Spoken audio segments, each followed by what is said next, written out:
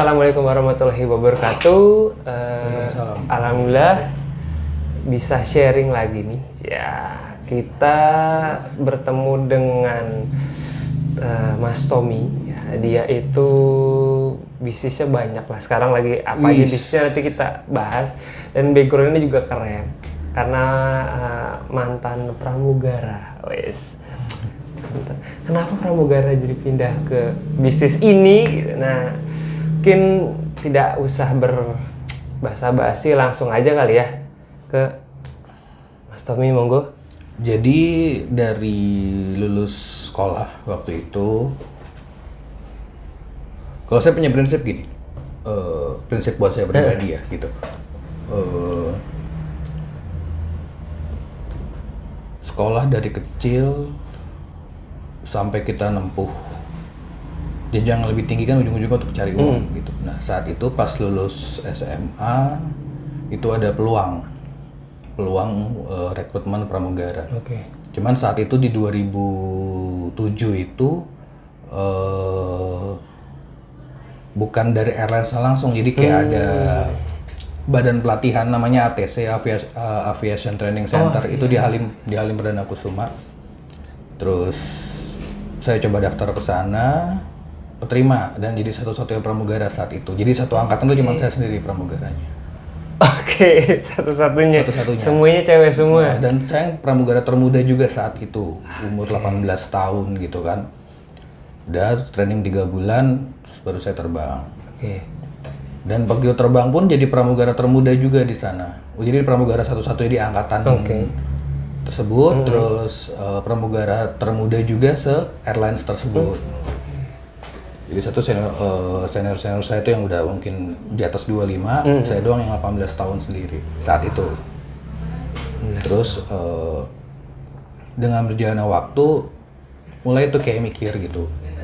Sekali lagi menurut saya gitu kan, ini kan pramugara atau cabin crew itu kan sebenarnya dunia perempuan, gitu. Dan nggak kayak yang mungkin pilot yang sampai usia pensiun gitu, yang udah beberapa teman saya itu di usia 35-40 mereka udah pensiun. Karena mungkin refreshment, mendingan ngerekrut yang lebih muda lagi, yang masih fresh, yang masih belum mikirin anak sakit gitu kan, belum mikirin istri di rumah lagi sakit gitu. Kalau yang udah berkeluarga kan rata-rata izin nggak bisa terbang, anak sakit, izin nggak bisa terbang, istri kenapa gitu kan. Nah terus akhirnya saya belajar main saham waktu itu di Bursa Efek. Saya belajar main saham, trading, kok asik ya gitu. Saat itu saya berpikir kok asik. Nah terus akhirnya kebetulan salah satu om saya itu ada yang pemilik perusahaan, pemilik perusahaan. Kebetulan di bidang investment juga, akhirnya dibilang, lu beneran mau trading nggak gitu? Bener gitu. Coba lihat portofolionya gitu. Akhirnya saya liatin portofolionya. Oke. Lu kalau serius lu resign gitu. Akhirnya di usia tahun 2013 itu mungkin saya 22-23 tahun kali umurnya. Saya resign, terus saya masuk ke salah satu sekuritas yang di bawah naungan om saya tersebut gitu. Saat itu bukan partner sih ya, satu tim saya itu semua lulusan bertitel yang ada punya WPPE, itu wakil perantara pedagang efek. Biasanya broker-broker harus mempunyai WPPE untuk bisa jual beli saham gitu. Cuman karena saya udah punya histori yang dilihat sama om saya itu, bisa tuh. Terus akhirnya berjalan, akhirnya nggak lama ada suatu tragedi, om saya harus masuk ke dalam. Diindikasikan money laundry gitu. Cuman itu gimananya di luar kapasitas saya sih. Akhirnya saya pindah ke sekuritas yang lain. Terus sudah berjalan berapa lama, akhirnya saya karena di cabang di kota lain membutuhkan tenaga gitu. Cuman di satu sisi saya berpikir udah cukup, ada dunia-dunia yang mungkin saya kurang cocok gitu ya. Kalau maksudnya dulu waktu saya terbang kan saya berarti jatuh sebagai investor. Iya. Saya tradingin uang saya sendiri. Iya. Kalau di broker saya tradingin uang orang gitu ya, yang bebannya begitu berat. Akhirnya saya keluar juga. Iya. Begitu keluar, itu hancur-hancuran. Dalam arti kata hancur-hancuran itu nggak benar-benar keluar, saya langsung mendadak tuh keluar kayaknya. Nanti urusan nanti gitu. Terus akhirnya saya sempat narik ojek online pada masa itu. Narik ojek online segala macem. Terus akhirnya ada investor dari pihak keluarga juga. Nah terus akhirnya bukalah Palang Biru. Kok bisa tiba-tiba ke motor gitu. Basicnya memang saya senang otomotif sih. Dari dulu awal-awalnya tuh modif kendaraan, motor, mobil, modif segala macam. Terus pas ayah saya bilang itu, kalau kamu mengerjakan sesuatu pakai passion, dibilang gitu. Nah dari dulu saya sama adik saya itu memang kalau sama barang lebih apik, saya menurut ayah saya lebih apik. Terus akhirnya saat itu ayah saya tuh harus operasi bypass jantung. Akhirnya dia minta tolong tungguin showroom dong. Saat itu masih satu showroom. Boleh disebutin nama showroomnya apa nggak perlu? Boleh, bebas. Saat itu masih Palang Biru motor doang. Itu ada di Ceger. Terus saya sebulan di situ, saya ngejagain sebulan. Karena ayah saya operasi bypass kan gitu, nggak bisa ngapa-ngapain. Terus ternyata saya kena passion, wow gitu, asik juga nih gitu. Ini sebelum ada investor ya, asik juga. Nah, terus tiba-tiba saya melakukan penjualan tanpa latihan, tanpa training, jadi benar-benar otodidak. Tiba-tiba saya bisa melakukan penjualan 4 unit saat itu sebulan, sama sekali nggak didampingin siapapun. Saya cuma baca presis, baca modal, pakai logika nih harus untung segini bisa 4. Nah baru tiba-tiba bulan berikutnya saya berdua sama papa, karena papa masih belum bisa bener-bener fresh, jadi cuma bisa duduk gitu kan, tetap saya yang warawiri. Akhirnya mungkin ada investor datang ke papa, nawarin, papa bilang anak gua aja tuh gitu. Nah terus mulai cari tempat, barulah ada Palang Biru 2 ini. Dulu awal ini cuma 10 motor, terus sampai akhirnya berkembang lagi, kita buka di sebelah, berkembang lagi, sekarang stok kita 50-an sih. 50-an motor sampai hari ini. Mantap. Gitu. Terus ada lagi, terus tiba-tiba akhir-akhir ini. Nah sama satu lagi, basicnya itu saya senang melihara binatang. Nah makanya tadi aku bilang kan, ada apa lagi nih, soalnya guys, ini kita tetanggaan. Sering ngobrol gitu. Loh kok ini berubah lagi dari pramugara pindah lagi ke bisnis bursa efek lah ya. Bursa efek, terus bisnis motor, terus pindah lagi, ada mainan baru lagi nih. Ya nggak kan? Pindah sih sebenarnya, ini tetap cuman jadi dulu tuh basicnya saya senang binatang dulu, cuman dulu tuh kecil melihara anjing. Melihara anjing tuh sampai 8 di rumah. Nah terus akhirnya sampai besar udah nggak ada waktu, sampai terbang, terus akhirnya punya istri. Dan di komplek kita kan kita mikir melihara binatang apa yang tidak ganggu tetangga, yang mungkin nggak buang kotoran sama buang air kecil di mana-mana, gitu. Dan kebetulan lagi ngehits juga di tahun ini, cupang, cuma di toples, kita budidayakan, bisa jualan di mana aja. Betul. Marketplace, live, betul. Peluang bisnis lain. Jadi nggak, menurut saya gitu, ini nggak makan tempat. Tetangga pun mungkin nggak tahu kita punya bisnis ini. Kalau kita ternyata masarinnya lewat online gitu kan, tetangga nggak tahu dan nggak perlu terganggu gitu. Kalau mungkin saya melihara anjing belum tentu warga kita setuju. Itu kan juga tidak boleh kan dalam. Benar. Udah sekarang lagi ya belajar dikit-dikit, coba-coba nge-breeding, ya, coba-coba nge-live, ngebuang stres. Kadang-kadang kan kita tekanan persaingan kan lumayan juga, maksudnya karyawan saya harus digaji, terus kemarin juga sempat COVID gitu kan. Ini harus cari pelarian, dalam arti kata pelarian ngilangin stres nih. Wah, kadang kalau ngeliat ikan kan pulang-pulang ngeliatin dia makan dong. Oke. Akhirnya dapat inspirasi. Oke, besok gua harus ngelakuin ini nih. Biar akan jadi begini. Kayak dapat inspirasi cuma ngeliatin ikan sebenarnya. Ya jadi simpel sebenarnya dapat inspirasi. Ada inspirasi yang lihat ikan, ada inspirasi yang lagi di toilet, ada inspirasi yang nonton, ada inspirasi yang lagi jalan, itu banyak inspirasi lah. Kalau Mas Tommy dapat inspirasinya di ikan sementara. Ikan. Nah, aku pengen kepo nih, balik lagi ke bisnis yang motor Mas. Dengan kondisi kayak gini, pandemi gini, ngerasa nggak sih ada penurunan? Atau ada, aduh ini gara-gara atau ya apa gitu, efeknya lah ya, ngerasa nggak?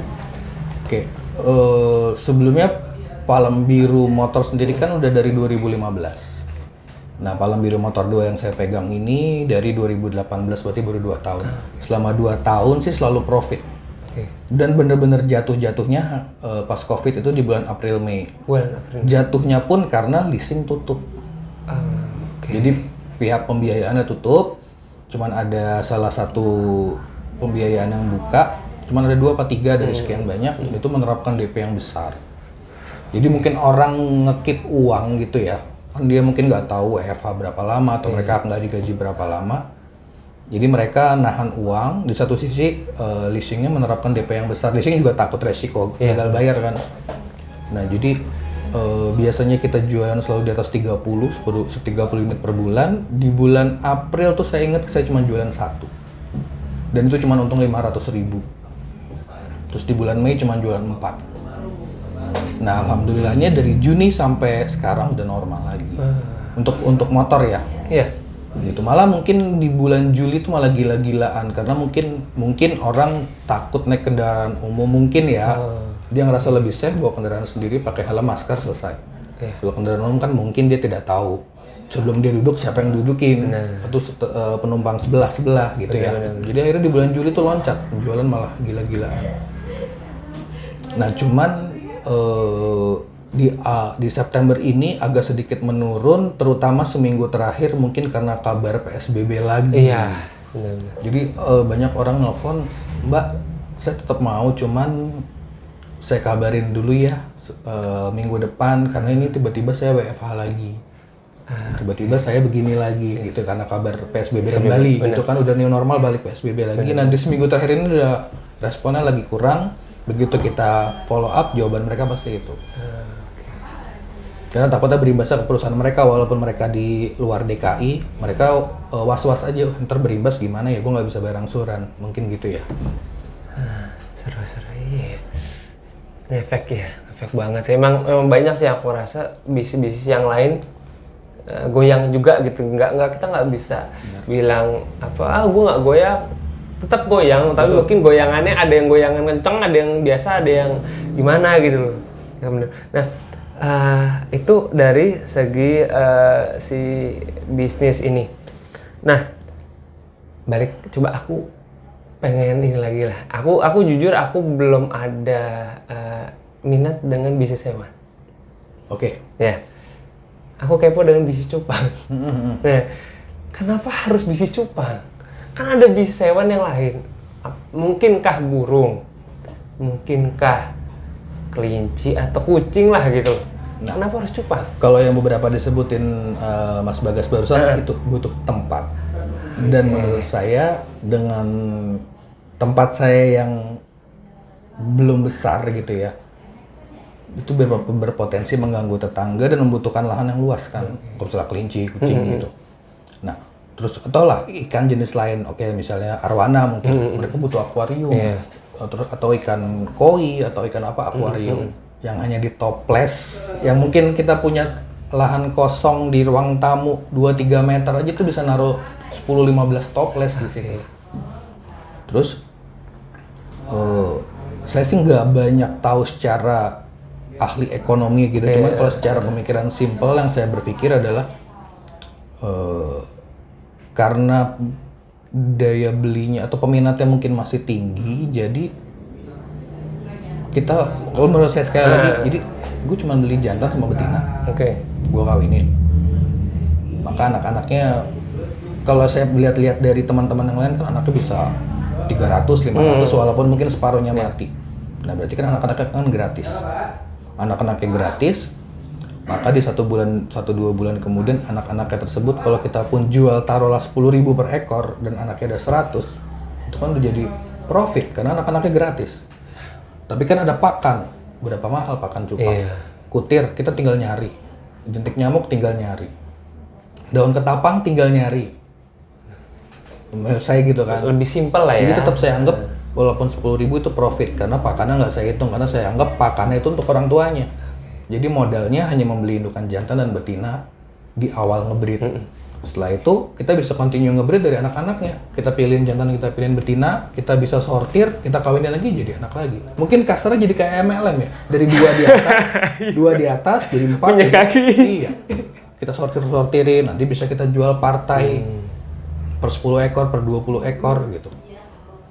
Gitu sih, sesimpel itu. Tapi mungkin ada kendala-kendala lain belum sampai ke situ kali, fasenya kan juga masih sekalian hobi, sekalian ngilangin stres, sekalian ya kita cari profit di situ sih. Apalagi yang aku tahu hobi yang pengen jadiin uang dengan kondisi yang make money juga ada pendapatan utamanya di sini. Jadi kan gagal fokus jadi mungkin ya kalau emang jadi 2 atau gitu loh. Strategi saya sih kebetulan ini kan CV ya, jadi maksudnya perusahaan berbadan hukum, jadi saya memberikan nama yang sama antara bisnis motor dengan nama bisnis cupang. Itu yang ini Palem Biru Motor, yang itu Palem Biru Beta. Jadi secara tidak langsung bisnis cupang itu sudah berbadan hukum juga. Gitu. Jadi mungkin nanti ada yang macam-macam, ini gue bukannya perorangan loh, ini CV loh. Gitu kan. Keren. Unik banget. Ini CV kalau saya mau nipu-nipu atau mau berurusan segala macam, ini resmi loh. Berarti mungkin mirip seperti Gojek, Gokar, ya Go semua kan, Palem Biru. Situ cuman kan si CV Palem Biru. Iya. Nanti mungkin saya pelajarin lagi deskripsi si CV-nya apa kan kebetulan nama keluarga juga, ayah saya juga. Nanti kan kalau memang itu tinggal kita revisi bidang usahanya apa. Benar. Gitu. Cuman kalau memang motornya sudah jelas, nanti aku lihat lagi bidang usahanya apa. Nanti kalau memang bisa kita selipin atau kita sedikit rubah, baru berbadan hukum jadi entah kita memesan ikan dari luar negeri gitu. Kadang-kadang ada beberapa seller yang dia memesan dari Thailand, yang ada Blurim Thailand misalnya segala macam. Mungkin pihak sana ketika dia tahu yang pemesan adalah berbadan hukum CV, gitu, oh ya kirim. Dia nggak ragu untuk bertransaksi. Gitu. Karena memang jarang sekali ada ikan, yang bisnis ikan apalagi cupang itu yang ada berbadan hukum. Itu aku jarang dengar ya. Mungkin yang lain mungkin sudah ada. Jujur aku jarang dengar. Oke, iya ya.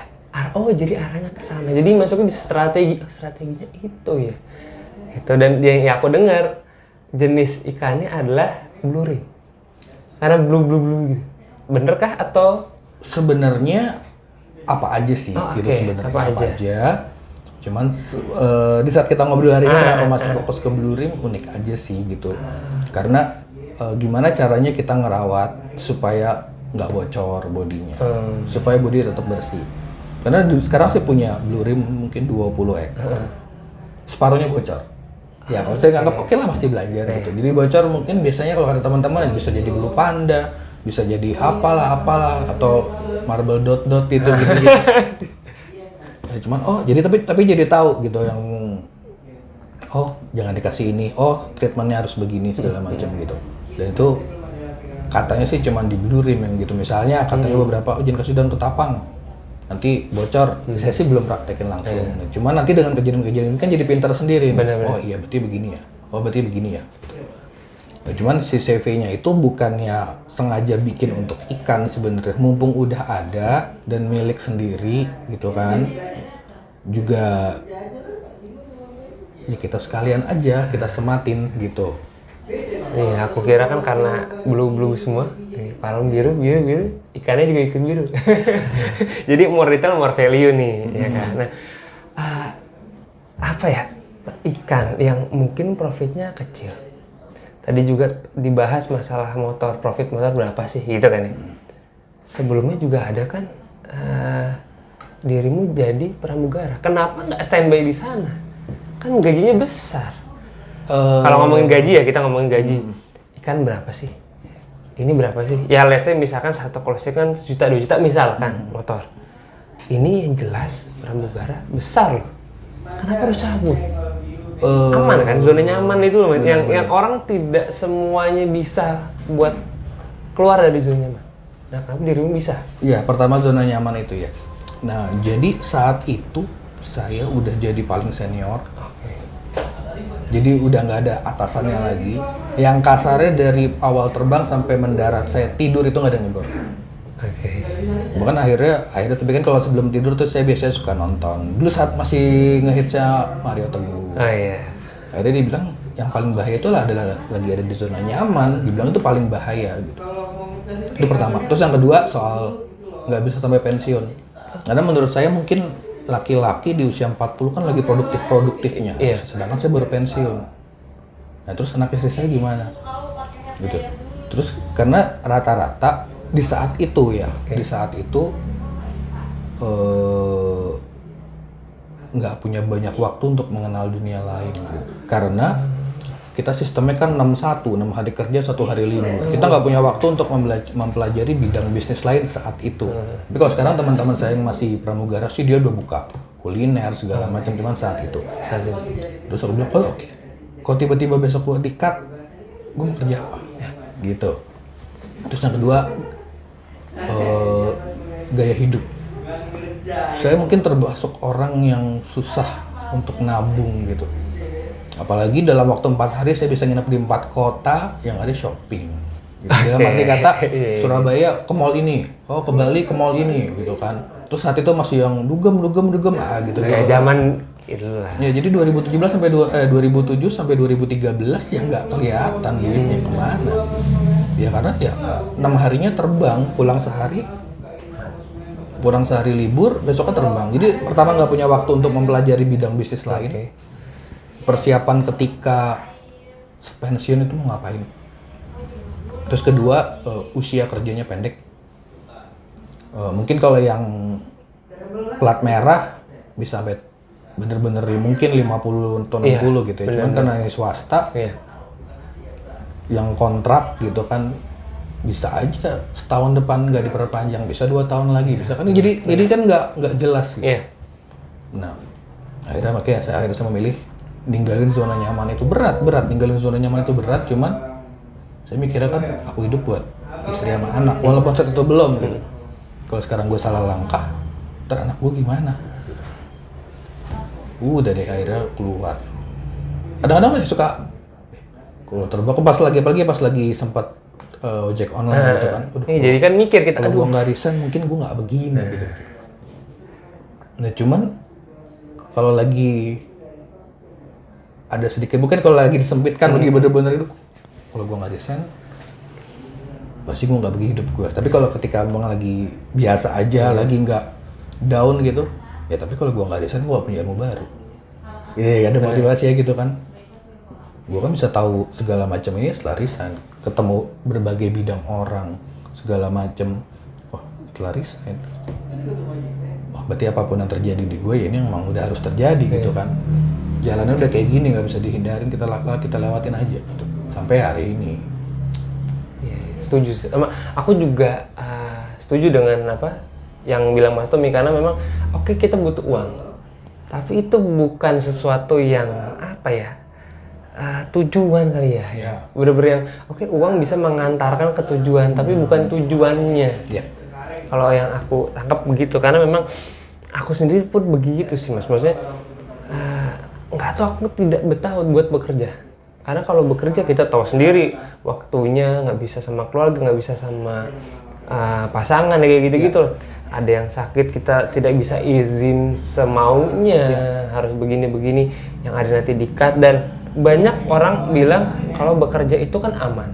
Padahal tadi menurut Mas Tommy bilang, dan aku juga sependapat adalah kerja pun sebenarnya nggak aman. Nggak aman. Covid berapa lama sih tiba-tiba ribuan orang di PHK? Nggak aman. Nggak ada yang aman sebenarnya. Bisa aja sekarang di-cut, bisa aja besok, tinggal tunggu tanggal mainnya aja. Ya sebenarnya hidup gitu, usaha pun tiba-tiba rugi mendadak bisa.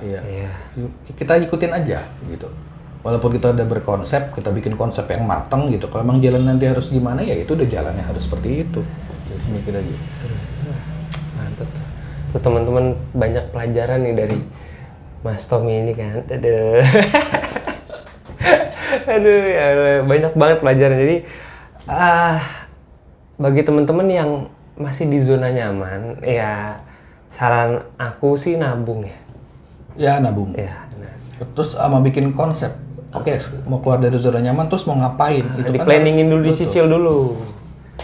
Misalnya, oke, kita sadarnya lagi di zona nyaman. Ini versiku ya, Iya. lagi di zona nyaman. Gue harus keluar nih. Nah, keluar mau ngapain? Apa yang mau dibuat? Gitu. Kalau kita udah tahu, kita targetin. Kalau ternyata butuh dana yang besar, targetin tahun berapa atau kapan kita harus keluar dari zona ini. Misalnya setahun lagi, karena dananya besar, jadi setahun ke depan nabung, keluar, dan kita langsung pindah ke konsep yang udah kita lakuin. Nggak semerta-merta, oke besok gua resign. Lalu mau ngapain resign? Jadi Iya, gitu. Benar-benar. Itu banyak loh kayak gitu. Yang karena dapat motivasi, wah, resign, langsung resign. Terjun payung. Nah, mungkin kayak misalnya yang lagi mainan baru ini kan, saya beli 2. Nambah lagi 4. Kenapa sih genap? Karena menurut saya kan mereka kan seninya ketika mereka ngedok gitu kan. Jadi kan genap, begitu kita buka sekatnya kan mereka genap. Kalau ganjil kan lantaran satu bingung nih ke kiri sama ke kanan. Jadi itu 2, 4, 6 gitu tiap nambahkan sampai sekarang 50 lebih gitu. Baru nanti kemarin udah coba ngebreed 2 kali, burayaka dimakani nama jantannya. Karena ternyata wadahnya digeser-geser sama orang. Dia nggak tahu kalau isinya ikan lagi kawin kali ya, digeser. Itu telurnya pada kemana, dimakanin sama jantannya. Oh, oke, gagal sekali. Terus yang 2 kali nggak bertelur. Mungkin jantannya jelek kali, betinanya nggak mau kali loh. Udah lagi, ya seru aja sih ngejalan. Banyak ilmu sih teman-teman. Kalau teman-teman mau bisnis tuh banyak banget ilmunya daripada bekerja. Sebenarnya itu pilihan kita lah. Kenapa berbisnis daripada jadi kenapa berbisnis daripada ke karyawan. Sebenarnya sudah pernah jadi karyawan dan kita membandingkan. Sebenarnya nggak ada yang salah sih, emang kalau versiku, kalau versiku lagi gitu. Sekali lagi nih nggak ada yang salah. Kalau versiku, aku kenapa tidak mau jadi karyawan? Aku bisa taker. Misalnya, aku sekarang ngebayangin aku pengen punya rumah di Pondok Indah misalnya. Gajiku 4 juta. Tahun berapa sih aku bisa punya rumah di Pondok Indah? Kita bisa hitung. Hari ini punya 4 juta, bulan depan punya 8, terus aja. Punya 12, punya 16. Apalagi tapi lupa inflasi.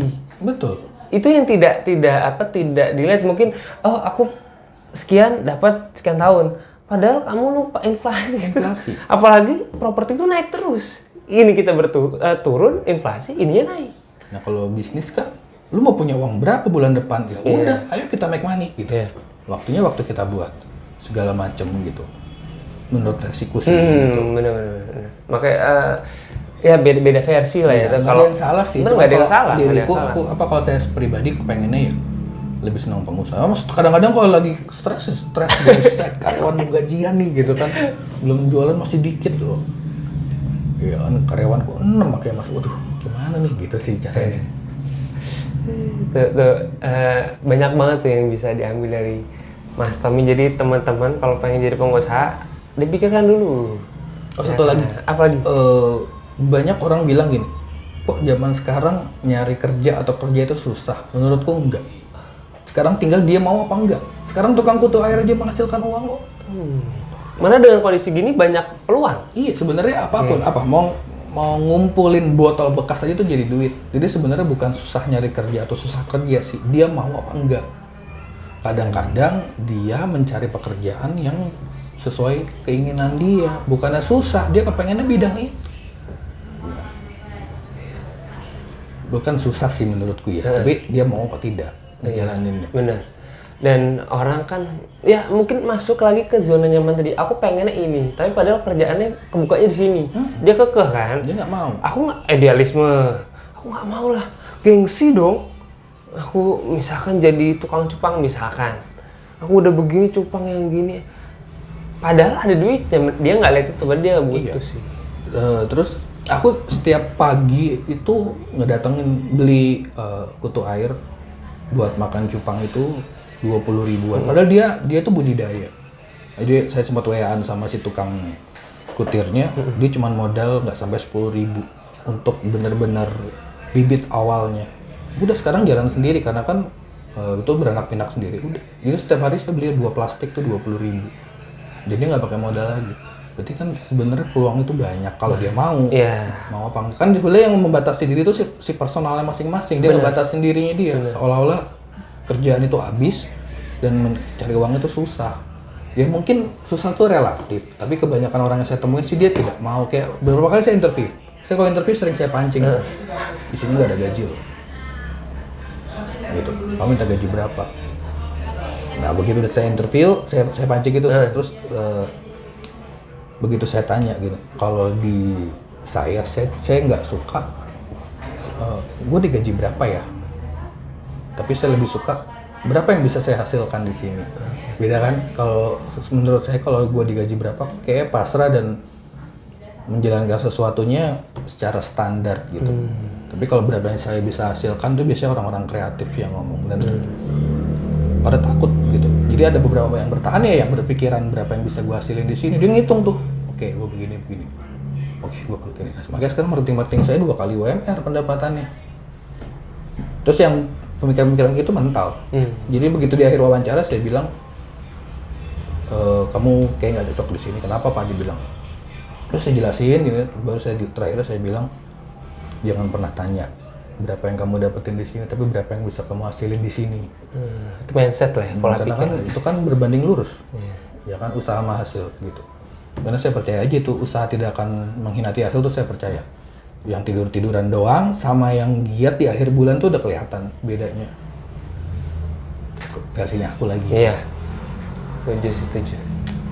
Begitulah teman-teman cerita dari mantan pramugara. Iya. Suatu maskapai tidak usah disebutkan. Iya. Nggak dibayar soalnya. Nggak dibayar. Aduh, ada lagi Mas Tommy yang semangat lah atau motivasi yang bisa Mas Tommy sampaikan atau kasih buat teman-teman milenial yang pengen bisnis kah, atau pengen bekerja kah, atau pengen jadi pengusaha cupang, atau pengen bantu jualan Mas Tommy jadi marketing, kan bisa aja gitu kan. Gimana? Kalau saya pribadi, pertama kalau mau jadi karyawan ya cari yang sesuai jiwanya dia. Jadi biar nggak kerja dengan keterpaksaan gitu, yang jadi kayak robot gitu kan, menjalani sesuatunya memang BSOP, cuma jadi kayak robot gitu. Tapi kalau passion kan udah enak, misalnya tiba-tiba dia senang di bidang apa, dia kerja di situ, dia ikhlas aja dengan happy dia kerjain itu.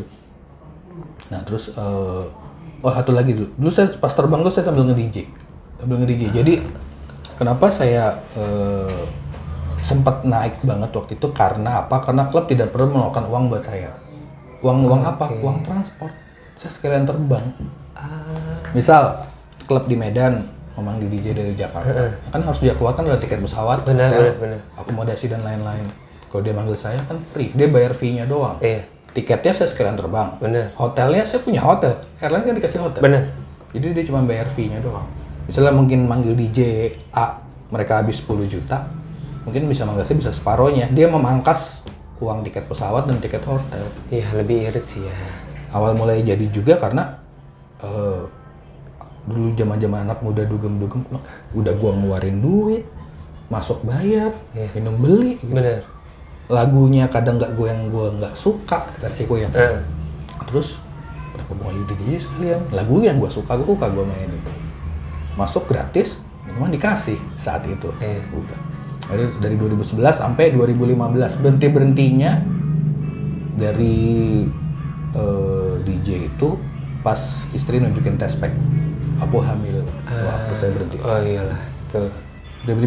Jadi saya pramugari juga. Jadi dia lagi di luar kota, lagi terbang. Tiba-tiba dia fotoin test pack, dia positif. Udah dia resign, saya juga berhenti. Gitu.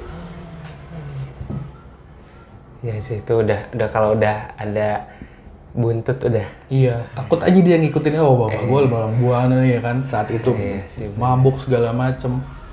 Ya pelajaran lah buat teman-teman. Terus iya tadi terus kita balik lagi yang terus kalau mau usaha tetap sebenarnya kayak gitu, giat, yang penting giat. Malas itu pasti, rasa malas itu kadang-kadang muncul kok gitu.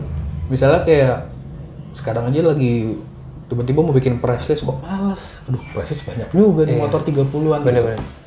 Ntar aja deh. Tapi ntar aja marketing saya nggak jualan, karena press listnya nggak saya bikinin gitu kan. Terus cupang, kadang-kadang kan bangun tidur, aduh nguras toples, males juga nih. Apalagi 50 lebih toplesnya. Iya. Ya cuman balikin lagi dalam diri. Lu niat pasti jalanin ini, atau lu serius? Kalau serius, ayo wake up gitu. Kadang saya suka kayak gitu. Udah apa lagi ya? Oh iya, terus banyak sedekah sih gitu. Aku nggak tahu kenapa banyak kemudahan sih. Jadi aku kalau sedekah, ya mungkin beberapa ustadz bilang kita sedekah 1 dibalikin 10 gitu. Tapi jarang aku ngarepin materi yang balik gitu. Dia mungkin bentuk kemudahan aja aku udah alhamdulillah. Banyak kok tiba-tiba ada konsumen yang nyata jahat, ternyata dia mau mungkin setelah lolos kredit dia mau bawa motornya keluar kota, bawa lari segala macam. Tapi beberapa kali secara nggak sengaja ketahuan aja bahwa itu rencana dia. Banyak sedekah, terus sayangin ibu, istri. Jangan bikin ibu sama istri nangis aja. Dia nangis bukan karena berantem, kalau kadang kita berselisih kan juga itu biasa. Itu biasa lah wajar. Karena hal-hal yang tidak mereka suka ya mungkin ada yang begitu-begitu lah, jangan sampai keluar air mata dari ibu sama istri, dan jadikan mereka berdua ratus sih kalau saya sih, menurut saya. Masya Allah. Senior kita Nanti pokoknya tiba-tiba ada aja jalannya. Apalagi ya? Iya pokoknya tiba-tiba yang harusnya tadi yang nggak mungkin, jadi lakuin aja itu sedekah. Jangan membuat air mata di ibu kita dan istri. Muliakan ibu dan istri. Jadi seperti ratu, muliakan mereka berdua. Versi kita, walaupun kadang-kadang misalnya udah kita lakuin yang terbaik kan, kadang-kadang, lu nggak giniin gua, ya itu versinya lu yang lu mau. Tapi percayalah itu dapat yang terbaik versi gua. Kadang-kadang yang namanya manusia kan. Bener. Ya cuman gitu, jadikan itu nanti ada aja kok jalannya untuk apa yang lagi kita lakuin gitu. Gitu sih. Mantap Mas Tommy. Asik. Jadi ya begitu sharing yang Mas Tommy mungkin sampaikan. Mungkin nanti kita bisa ngobrol panjang lebar dengan tema yang lain. Boleh. Ya. Atau mungkin setelah berjalan beberapa bulan gimana ikannya ya? Ikan atau dunia tanda kutip seperti apa? Oke teman-teman, terima kasih banyak sudah nonton dan terima kasih banget buat Mas Tommy. Ya kan, sorry to say, aduh mengganggu nih kan lagi. Kan ada timnya. Ya, ada tim, udah autopilot lah, udah ada marketingnya. Mungkin itu aja teman-teman dari kami. Ya, mudah-mudahan bermanfaat buat teman-teman. Jika ada salah-salah kata mohon dimaafkan. Ya. Kesalahan hanya milik kita dan kesempurnaan hanya milik Allah Subhanahu wa taala. Wabillahi taufik wal hidayah. Wassalamualaikum warahmatullahi wabarakatuh.